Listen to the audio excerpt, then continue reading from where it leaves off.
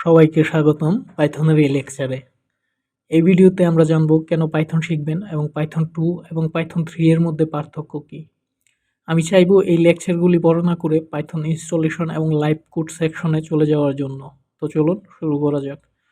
Python একটি বহুল ব্যবহৃত হাই লেভেল প্রোগ্রামিং ল্যাঙ্গুয়েজ, যা web development, data analysis, software development, artificial intelligence এবং মেশিন লার্নিং সহ আরও অনেক কাজে ব্যবহার করা হয়। পাইথন শেখার এবং জনপ্রিয় হওয়ার সবচেয়ে অন্যতম কারণ হলো এর সহজবোধ্যতা, যা বিগিনারদের জন্য খুবই কার্যকরী। এটা এমনভাবে ডিজাইন করা হয়েছে যেন খুব সহজে রিড করা যায় এবং সহজেই এটা শেখা যায়। অন্যান্য অনেক প্রোগ্রামিং ল্যাঙ্গুয়েজের সিনট্যাক্সগুলো দেখতে খুব জটিল এবং এগুলো মনে রাখা বা সহজে আয়ত্ত করা কঠিন।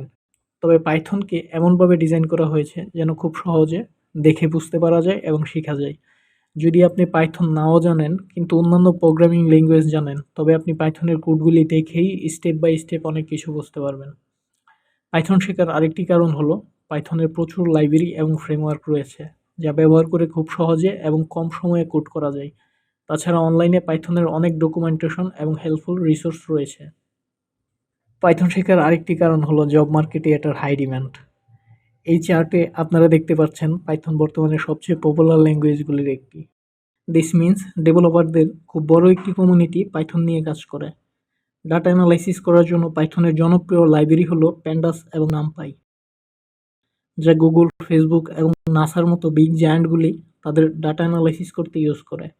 পাইথনের আরও কয়েকটি জনপ্রিয় ফ্রেমওয়ার্ক হলো ডিজেঙ্গো এবং ফ্লাস্ক, যা দিয়ে ওয়েব ডেভেলপমেন্ট করা হয়।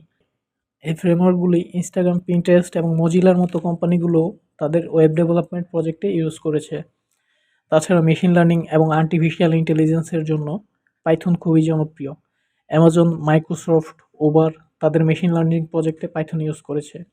এছাড়াও অটোমেশন এবং ওয়েব স্ক্রাবিং সহ আরও অনেক কাজে আপনি পাইথন ইউজ করতে পারবেন। তো চলুন আলোচনা করা যাক পাইথন 2 এবং পাইথন 3 এর মধ্যে পার্থক্য নিয়ে।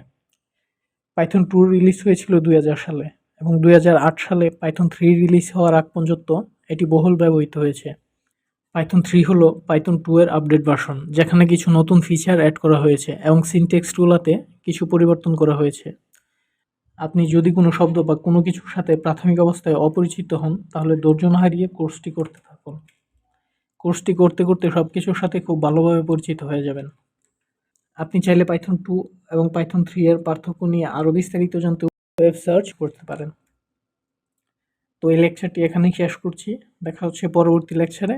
সবাইকে ধন্যবাদ।